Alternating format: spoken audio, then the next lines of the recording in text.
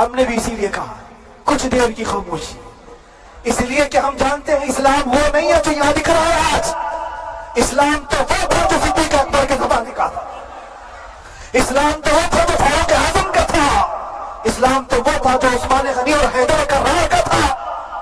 تو وہ جو ہلچل تھی وہ خاموش ہے، صلاح الدین ایوبی کا دور تھا، وہ اسلام کی ہلچل تھی۔ تو میرا گھر آج خاموش ہے، اس لیے تو میں پکار کر کے رہا کچھ دیر کی خاموشی ہے، اور ہمیں اپنے رب سے یقین ہے یہ خاموشی ایک شام ٹوٹے گی، کوئی صلاح الدین آئے گا۔ السلام علیکم ناظرین، ویلکم ٹو آور چینل قصیدہ پروڈکشن۔ امید کرتا ہوں آپ خیر و عافیت سے ہوں گے۔ آج ہم جس ویڈیو کو سنیں گے، جس بیان کو سنیں گے، وہ بیان مفتی سلمان اظہری صاحب کا ہے۔ 9 مہینے بعد ان کا پہلا بیان ان کے آفیشیل چینل پر اپلوڈ ہوا۔ تو وقت ضائع نہ کرتے ہوئے آئیے سنتے ہیں۔ آفیشیل ویڈیو کا لنک ڈسکرپشن میں ہے، لائک کریں، کامنٹ کریں، شیئر کریں اور چینل کو سبسکرائب کریں۔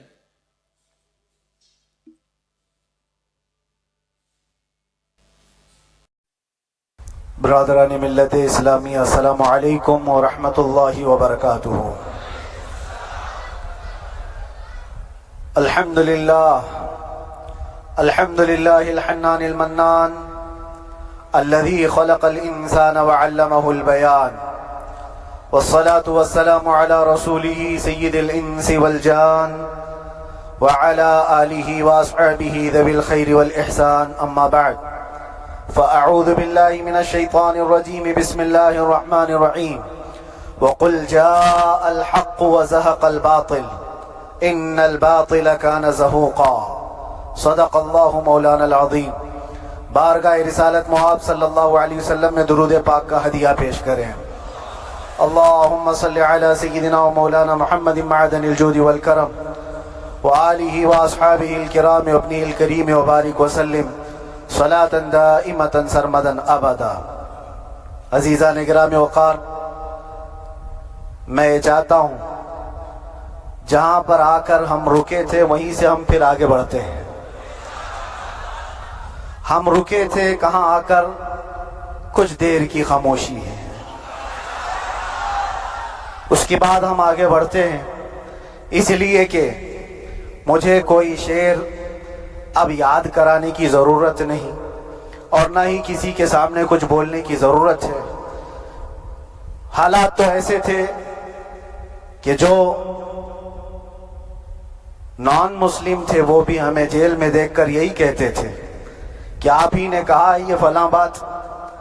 ہم نے کہا اللہ تبارک و تعالیٰ نے تم کو بھی یاد کرا دیا۔ میرے عزیزو، ستیزہ کار رہا ہے ازل سے تا امروز، شرار ابو لہبی سے چراغ مصطفیٰ بھی۔ یہ آج کل کے معاملات نہیں، ابتدا سے حق اور باطل کے معرکے ہوتے رہے۔ لیکن ایک بات میں آپ سب کو بتانا چاہتا ہوں، مظفر کو مقید نہ سمجھ اے سیاد۔ سیدنا مظفر حسین کچوچوی رحمۃ اللہ تعالیٰ علیہ جیل گئے تھے، قید میں تھے، تب انہوں نے یہ شعر کہا تھا کہ مظفر کو مقید نہ سمجھ اے سیاد، میری یہ اسیری بھی سنت آبائی ہے، میرے آبا و اجداد کی سنت ہے جس پر میں عمل کر کے آ رہا ہوں، میرے بزرگوں کی یہ سنت تھی۔ بہرحال جن کو جس راستے سے مجھے گزارنا تھا، لوگوں کے دلوں میں یہ ٹھنڈک تھی شاید کہ زبان بند کر کے چند دنوں کے لیے قید کر دیا جائے، مگر میرا عقیدہ یہ تھا کہ اللہ تبارک و تعالی جب تک چاہے کہ کوئی اس کے لیے پابندی نہیں لگا سکتا۔ وَإِن يَمْسَسْكَ اللَّهُ بِضُرٍّ فَلَا كَاشِفَ لَهُ إِلَّا هُوَ، رب تعالیٰ فرماتا ہے اگر اللہ تعالیٰ تمہیں کوئی مصیبت دے تو اس کے علاوہ کوئی ٹال نہیں سکتا۔ وَإِن يَمْسَسْكَ اللَّهُ بِخَيْرٍ فَلَا رَادَّ لِفَضْلِهِ، اور اللہ کسی کو بھلائی دے دے تو پھر اس کو روک بھی کوئی نہیں سکتا۔ مولا تبارک و تعالیٰ اگر کسی کو کوئی مقام عطا کر دے تو ہزاروں کیڑوں کے پھڑ پڑانے سے وہ مقام ختم بھی نہیں ہو سکتا۔ اللہ تبارک و تعالیٰ جس کو بڑھانا چاہے اس کے لیے کوئی راستہ رکاوٹ نہیں بن سکتا۔ اس لیے کہ ہم نے تاریخ میں دیکھا ہے پیبند لگے کپڑے پہننے والے، پیروں میں چپل نہیں تھے، جن کے ناخن تک اکھڑ جاتے تھے، لیکن وہ جب چلتے تھے قیصر و کسریٰ بھی کانپتے تھے، جن کا ہی یہ نعرہ تھا ٹل نہ سکتے تھے، جنگ میں اگر اڑ جاتے تھے، پاؤں شیروں کے بھی میدان سے اکھڑ جاتے تھے، حق سے سرکش ہوا کوئی تو بگڑ جاتے تھے، ارے تیغ کیا چیز ہے، ہم توپ سے بھی لڑ جاتے تھے۔ یہ وہ صحابہ کرام اور اسلاف کرام، ان کا یہ معمول تھا، بظاہر ان کے پاس کوئی اسباب نہیں تھے، لیکن اللہ کی مدد تھی، وہ پانی کی طرح بہتے ہوئے چلے گئے، نہ چٹانوں نے ان کا راستہ روکا، نہ دریاؤں نے ان کا راستہ روکا، وہ جس طرف سے جاتے تھے اللہ تعالیٰ ان کے لیے راستے بناتا تھا۔ عزیزان گرامی وقار، کون ہے وہ جو دریائے دجلہ میں اپنے گھوڑے دوڑائے تھے؟ کون ہے وہ جو دریا میں اپنی کشتیاں ڈال کر جلا دیا تھا کہ واپس جانے کا کوئی تصور نہ ہو؟ یہ سب میرے مصطفیٰ کریم کے دیوانوں کی ہی بات تھی۔ اسی لیے آج بھی دنیا گھبراتی ہے تو شانے لوگوں سے نہیں، دیوانوں سے ہی گھبراتی ہے، بہت زیادہ چالاک رہنے والوں سے نہیں، دیوانوں سے دنیا گھبراتی ہے، اس لیے کہ دنیا کو پتا ہے، دنیا جانتی ہے کہ دیوانہ کہاں دیکھتا ہے کسی کو پتا نہیں۔ اور یہ اس دیوانے کی بات کر رہا ہوں جس کے لیے اللہ کے حبیب صلی اللہ تعالیٰ علیہ وسلم کی عزت و وقار سب سے اول ہے۔ عزیزان گرامی وقار، آج آپ کے سامنے حاضر آیا، یہ میرے استاد گرامی، مربی، استاد الاساتذہ، برادر گرامی حضرت العلامہ مفتی زبیر احمد صاحب قبلہ ادام اللہ اقبالہ، جنہوں نے دن رات ایک کر دیے تھے۔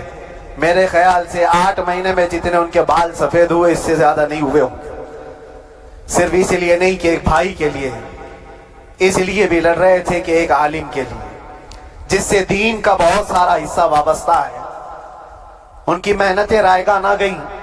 بہت سارے میرے احباب و اقربا، خاص طور پر مدن پورہ اور بکرولی سے، جنہوں نے اپنے گھر بار چھوڑ کر میرے لیے دوڑتے بھاگتے رہے، اللہ رب العزت اس بات کا شاہد ہے، ایک ایک دن اندر میں نے سب کے لیے دعائیں کی ہیں، اور ایسا نہیں کہ کوئی دن بھولا جاتا، اور باہر کی ہمیشہ یہ خبریں آتی رہتی کہ حالات کیسے کے کیسے ہوتے جا رہے ہیں۔ کبھی اگر گھبراہٹ اور بے چینی ہوتی تو میرے عزیزوں صرف ایک ہی بات ہمارے پاس تھی علاج کے لیے، ایک ہی علاج تھا۔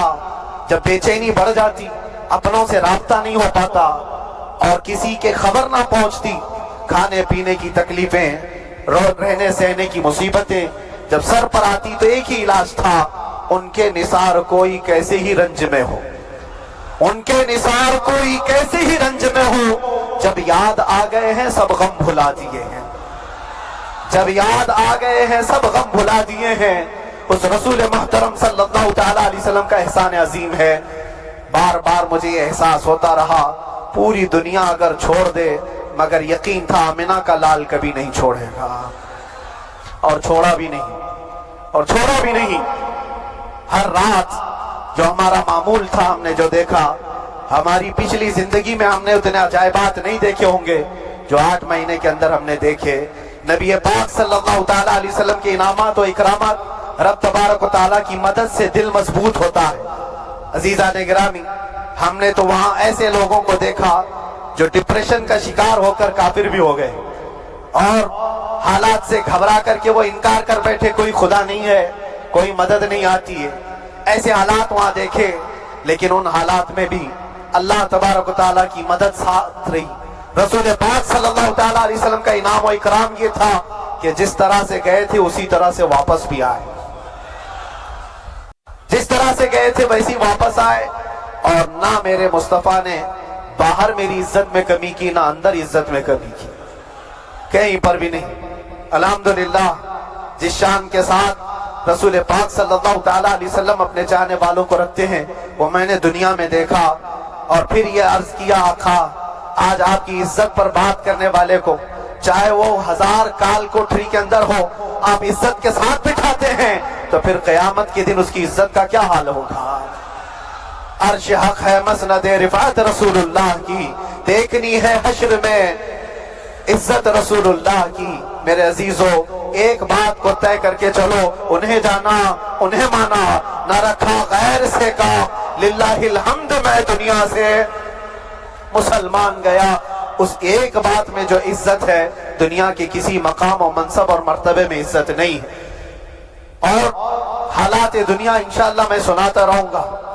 اللہ تبارک و تعالیٰ جب تک یہ زبان رکھا ہے حق بولتے رہیں گے اور سناتے رہیں گے، اور بھی حالات آپ کو انشاءاللہ العزیز آگے سناتے رہیں گے۔ لیکن آج خصوصیت کے ساتھ میں جمعہ کے لیے اسی لیے حاضر آیا کہ یہاں کے لوگ پل پل یاد کرتے رہے۔ حضرت مجھے ہر بار خبر دیتے کہ جب نماز سے فارغ ہو کر کے میں نکلوں تو مجھے لوگ پکڑ لیتے، کیا ہوا، اب کیا خبر ہے؟ تو جس قدر آپ کی بے چینی تھی، بے قراری تھی میرے عزیزو، مجھے بھی ملنے کی بے چینی اور بے قراری تھی، لیکن یہ ایک سٹیج تھا جس سے گزارا گیا ہے، ایک مقام تھا جس سے گزارا گیا۔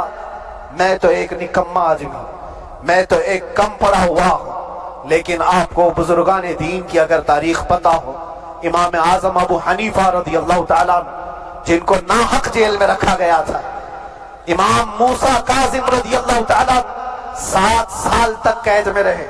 یہ کون امام موسیٰ کاظم؟ جن کے دربار میں جانے کے لیے غوث اعظم عبد القادر جیلانی رضی اللہ تعالیٰ 4 کلومیٹر دور اپنی چپل اتار دیا کرتے تھے۔ امام موسیٰ کاظم کا وہ دربار ہے جن کو باب الحوائج کہا جاتا ہے۔ اس امام کو 7 سال تک بغیر کسی قصور کے قید میں رکھا گیا، اور حد تو یہ ہے کہ اسی قید خانے میں زہر دے کر کے آپ کو مارا گیا ہے۔ آپ کا جنازہ جیل سے نکلا تھا۔ امام احمد بن حنبل جن کو 5 لاکھ حدیثیں یاد ہیں نبی پاک صلی اللہ تعالیٰ علیہ وسلم کی، بغداد کے سرے بازار آپ کو ننگی پیٹھ پر کوڑے مارے گئے۔ آپ کو اندازہ ہے بزرگان دین کی ایک لمبی فہرست ہے۔ جب میں وہاں گیا تھا تو ایک بزرگ کی بڑی یاد آئی، وہ تھے حضرت مجدد الفسانی رضی اللہ تعالیٰ۔ اکبر جیسے ڈکٹیٹر کے سامنے، اس زمانے کے سب سے بڑے ڈکٹیٹر بادشاہ کے سامنے آپ نے حق بات کا اعلان کیا تھا۔ مجدد الفسانی رحمۃ اللہ تعالیٰ علیہ نے فرمایا تھا کہ اسلام نام سے جو دین ہوگا وہ محمد عربی کا لایا ہوا ہی دین ہوگا، کسی اور بادشاہ کا بنایا ہوا نہیں ہوگا۔ اس بات پر آپ کو قید میں ڈالا گیا تھا، 8 سال تک قید میں رکھا گیا۔ 8 سال میں بادشاہ مر بھی گیا، بیٹا بادشاہ بنا، لیکن کسی نے آ کر جہانگیر کے سامنے یہ بات رکھی کہ آپ کے باپ نے جس مولانا کو قید میں ڈالا تھا گوالیار کی جیل میں، 8 سال میں جیل کا نقشہ بدلا ہوا ہے۔ تو بادشاہ نے پوچھا ہوا کیا ہے؟ کہا کہ اس مولانا نے 8 سال میں تقریباً 700 قیدیوں کو عالم بنا دیا ہے۔ درس حدیث، درس تفسیر، قرآن کا علم، نمازیں جماعتوں سے وہاں اس طرح ادا ہوتی ہیں جیسے لگتا ہے گنبد خضرا کی چھاؤں میں ہے۔ رب تبارک و تعالیٰ کا یہ احسان عظیم تھا۔ ان 8 مہینوں میں بحمدہ تعالیٰ میں نے اپنی لائف میں کبھی اتنی امامت نہیں کی تھی جتنی وہاں امامت کیا، اس لیے کہ پابندی نہیں ہو پاتی۔ جب امام رہا مسجد میں چھٹیاں ہوا کرتی تھی، ادھر ادھر آنا جانا، لیکن وہاں پر کبھی کسی نماز میں چھٹی نہیں ہوئی۔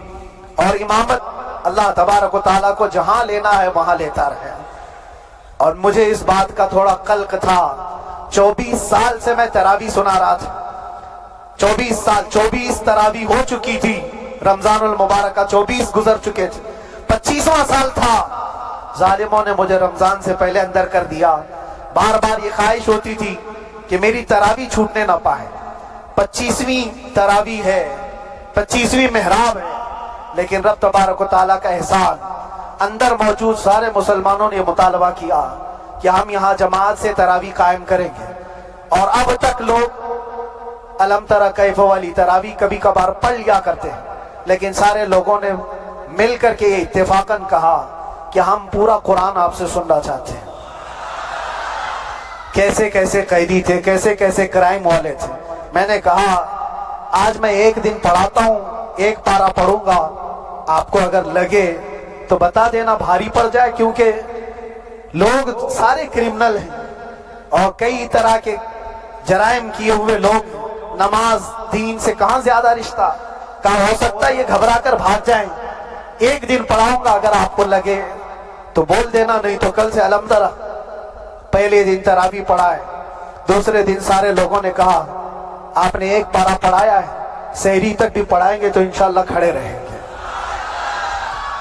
یہ جو استقامت، یہ ساری چیزیں دلوں کا جمع ہونا اور ہماری طرف دلوں کو پھیر دینا بغیر اللہ کی مدد کے نہیں ہوتا، رسول پاک صلی اللہ تعالیٰ علیہ وسلم کے کرم و احسان کے بغیر نہیں ہوتا۔ وہ تراویح بھی پڑھتے رہے، تفسیر قرآن بھی سنتے رہے اور قرآن کی تعلیم بھی لیتے رہے۔ پھر مجھے اندازہ یہ ہوا کہ رب تبارک و تعالیٰ کی منشا یہ تھی کہ ہماری تراویح کی محراب کی سلور جبلی جیل کے اندر ہو جائے۔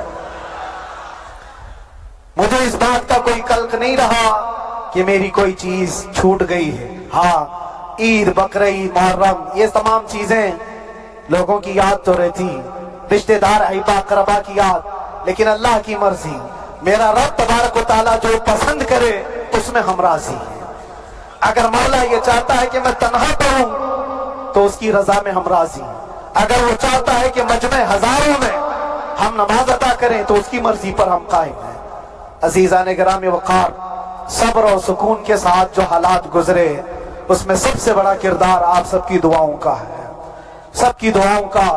مشائخ، سارے پیران اعظام، تمام سلاسل کے اور ہر مسجد کے امام اپنے محراب اور منبر سے جو دعا کرتے رہے، یہ سارا ذخیرہ میرے لیے اتنا بڑا ہے جس کو میں بیان نہیں کر سکتا۔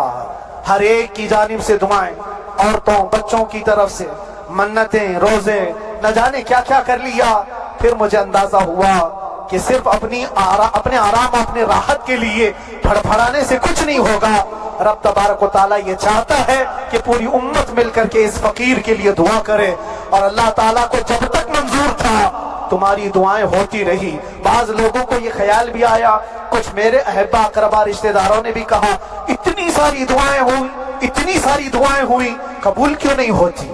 ایک بات یاد رکھو، پوری دنیا مل کر کھڑے ہو کر دعا کرے، اللہ کی قدرت پر کوئی کام کرنا واجب نہیں ہے، اللہ پر کوئی چیز واجب نہیں ہے۔ اگر وہ اپنے فضل سے عطا کر دے تو اس کا احسان ہے، اس کا احسان ہے۔ اب چاہے وہ سال بھر میں قبول کرے کہ 5 سال میں قبول کرے، ایک بات یاد آتی ہے میرے عزیزوں، ہماری قید تو 8 مہینے کی ہوگی، ان بزرگان دین کی قید 8 سال، 7 سال۔ امام محمد بن حسن عسکری 20 سال تک قید میں رہے، 20 سال تک اندر سلاخوں کے پیچھے بند رکھا گیا۔ یہ اہل بیت اطہار ہیں، ائمہ اعظام ہیں، ان کی تکلیفیں دیکھ کر پھر ہماری تکلیف چھوٹی لگتی، اور پھر نبی پاک صلی اللہ تعالیٰ علیہ وسلم کی یاد آتی۔ صرف اس بات کا ہمیں فخر تھا کہ تم نے کبھی چوری کے الزام میں تو نہیں گرفتار کیا، کسی گھناؤنے الزام میں تو نہیں گرفتار کیا۔ ہاں، اگر کسی بات پر گرفتار کیا ہے تو ان سے پوچھو تو اب یہ بولنے میں بھی شرم کرتے ہیں، مولانا کو کیوں گرفتار کیا ہے، مولانا کو کیوں اندر رکھا ہے؟ شرم آتی ہے بولنے میں، کیونکہ انہوں نے کچھ ایسا بولا تھا جس کو بولنے میں شرم آتی۔ کیا بولا تھا میرے عزیزوں؟ یہ ایک الگ کہانی ہے، ابھی میں اس پر کچھ گفتگو نہیں کرتا، اس لیے کہ ہر ایک کو یاد ہو چکی ہے، ہر ایک کو یاد ہے، میں اس کہانی کی طرف نہیں جاتا۔ لیکن اتنا مجھے آج اس ملک میں رہتے ہوئے احساس ہے کہ ابھی بھی انصاف ختم نہیں ہوا ہے۔ انصاف پوری طرح ختم ہو جائے تو اللہ کا عذاب آ جائے گا، اللہ کا عذاب آ جائے گا۔ چند لوگ ناانصافی کر سکتے ہیں، لیکن پوری کی پوری روئے زمین پر رہنے والے انسان ناانصافی کرے، ایسا نہیں ہوتا۔ ہمارے حق میں سپریم کی طرف سے جو انصاف آیا ہے، ہمارے دل میں اس قدر جگہ ہے آج، اور اس قدر احساس ہے کہ ہمیں یہ اندازہ آج بھی ہوتا ہے کہ چاہے کچھ بھی ہو جائے لیکن انصاف پوری طرح سے مر نہیں سکتا، انصاف پوری طرح سے مر نہیں سکتا۔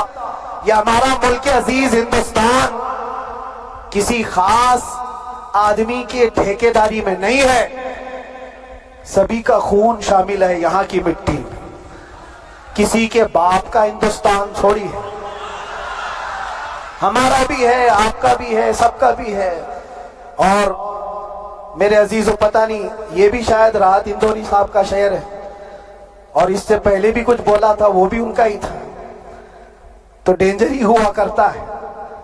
اللہ تبارک و تعالیٰ آپ سب پر فضل فرمائے، کرم فرمائے۔ جو چیز خاص طور پر بولنی ہے وہ یہ ہے، ان حالات سے آج جو گھبرائے ہوئے ہیں یہ وہ لوگ ہیں جو عیش پرست ہیں۔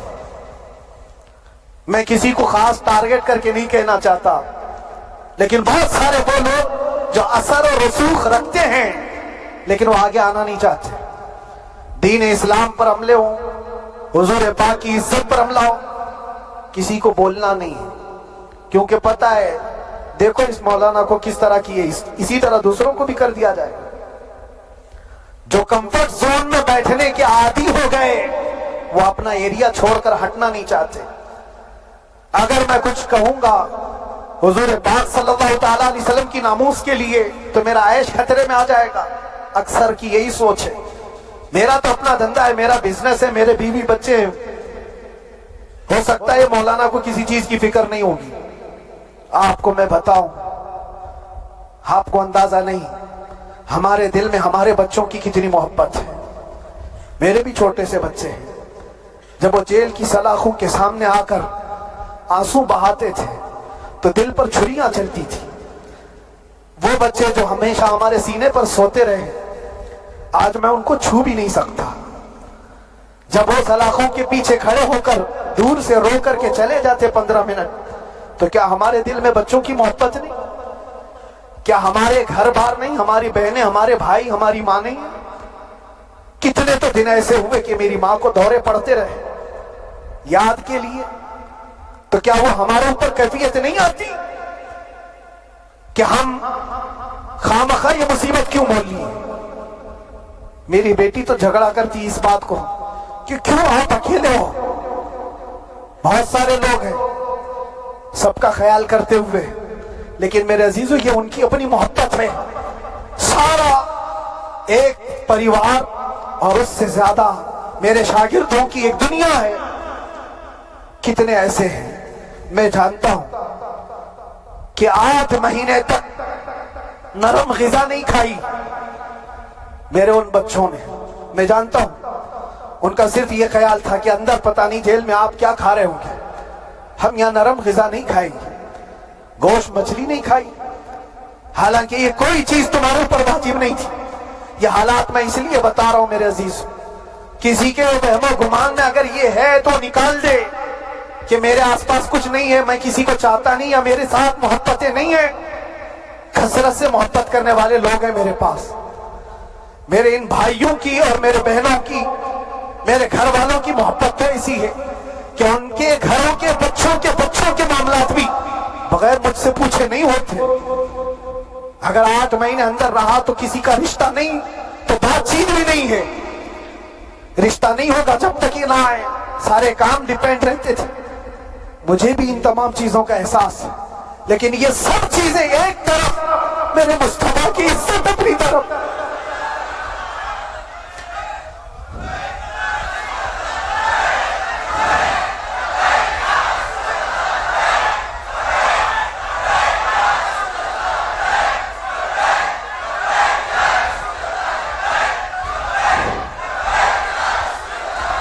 میرے عزیزوں، ہر ایک کے آنسوں کے قطرے میں نے دیکھے، بھائیوں کے، بہنوں کے، میرے پاس ملنے کے لیے میرے جو شاگرد آتے ان کے، یہ اکثر جب جیل کی دیوار پر آ کر کھڑے ہوتے، ان کی آنکھیں لال، یہ آنسو بہاتے 15 منٹ ملاقات کر کے چلے جاتے۔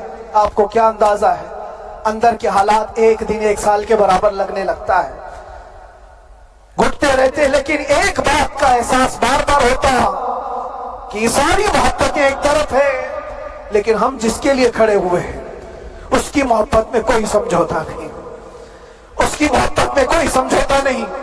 ایمان اسی کا نام ہے، لا یؤمن احدکم حتی اکون احب الیہ من والدہ وولدہ والناس اجمعین۔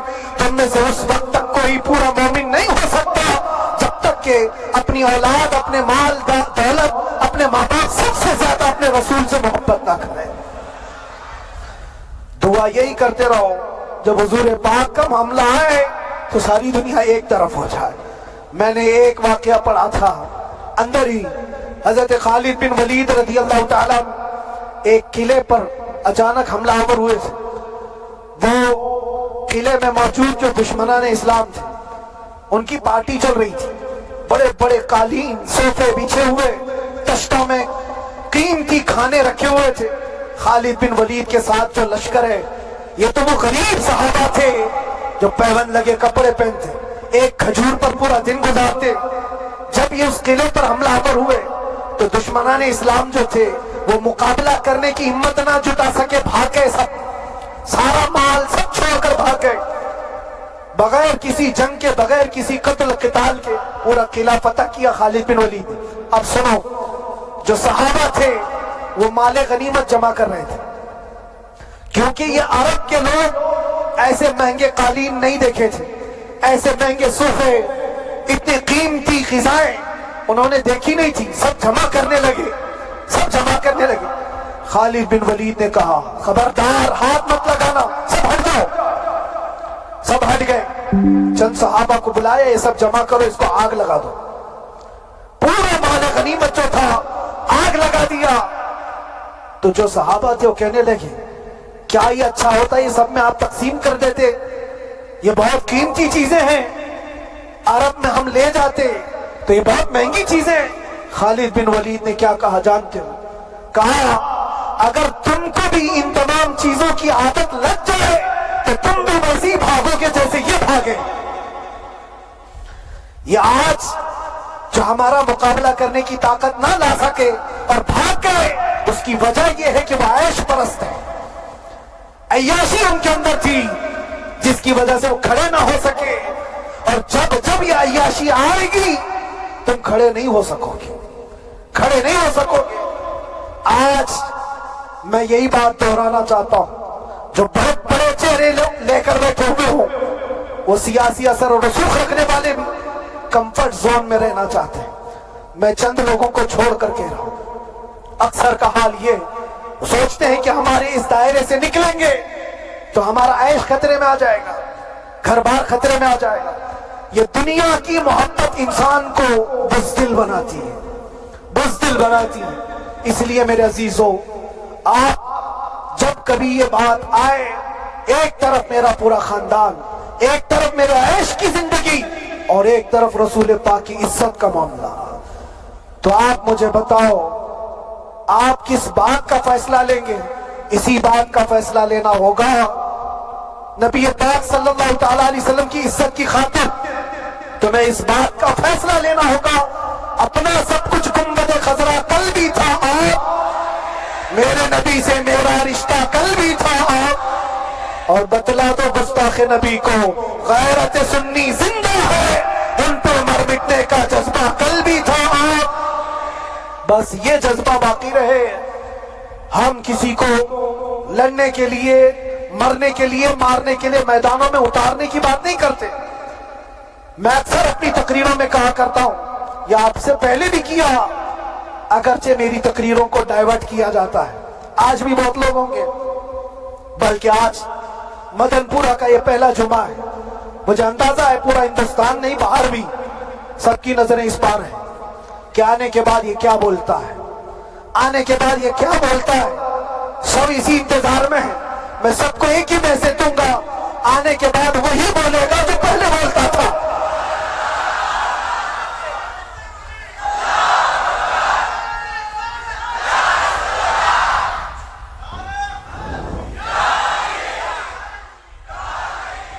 اگر کچھ غلط ہوتا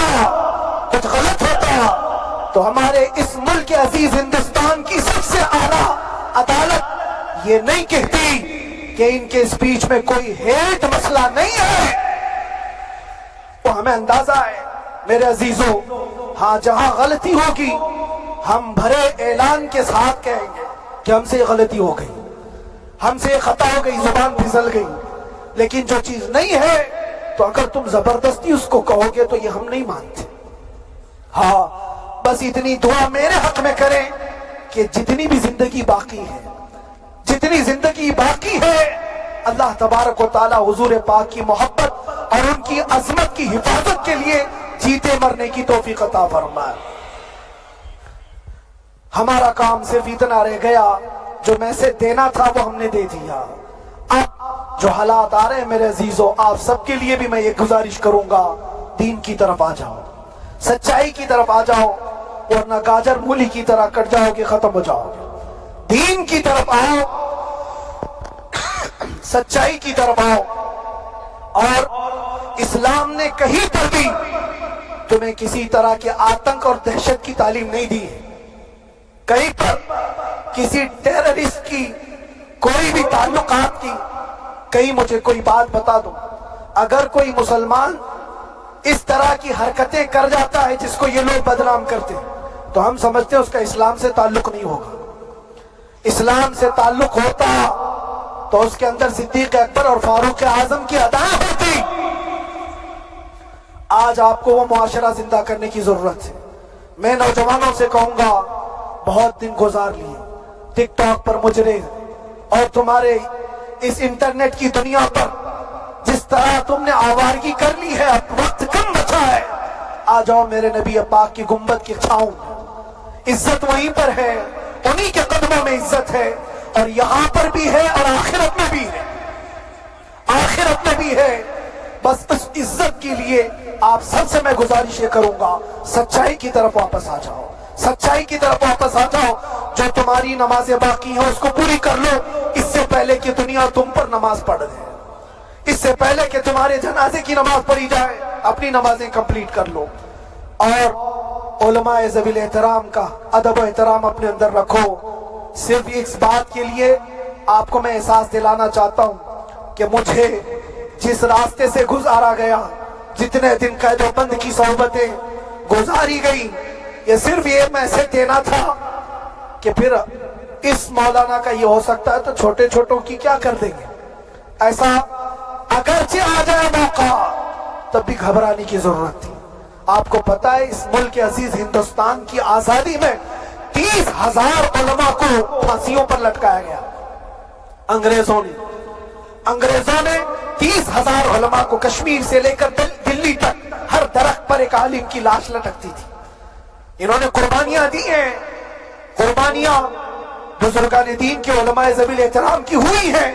یہ اور بات ہے کہ اس جنریشن نے آج ہم کو دیکھا تو ان کو بہت بڑا لگتا ہے، یہ کوئی بہت بڑی بات نہیں تھی، بہت بڑی بات نہیں تھی۔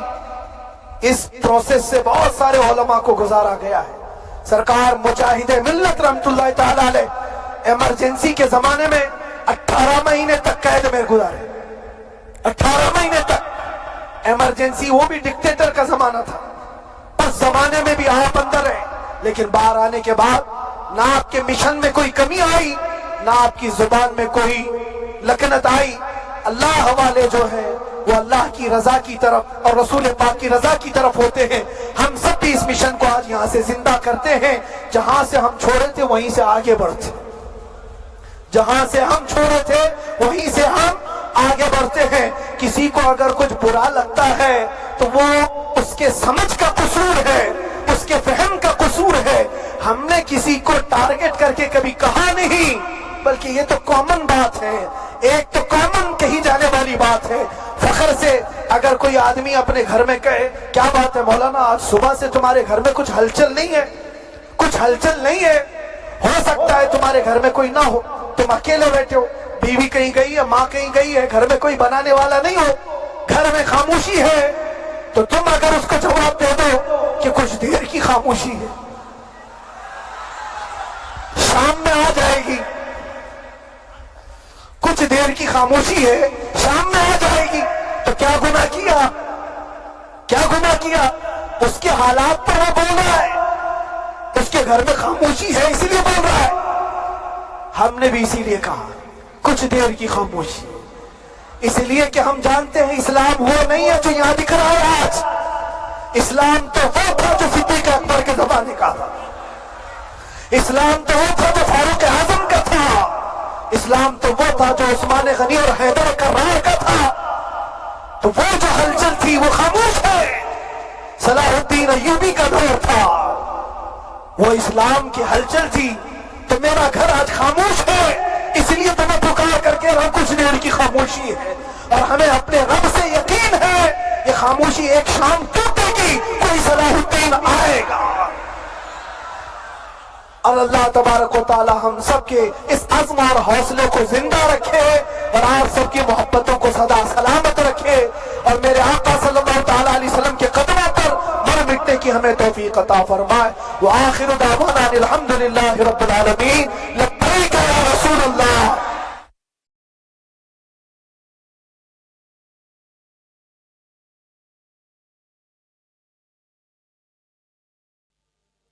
جیسا کہ مفتی سلمان اظہری صاحب نے آخر میں کہا کہ بس ایک شعر کے لیے ان کو 9 مہینے جیل میں رکھا گیا، اور وہ شعر یہ تھا کہ کچھ دیر کی خاموشی ہے، اب شور آئے گا.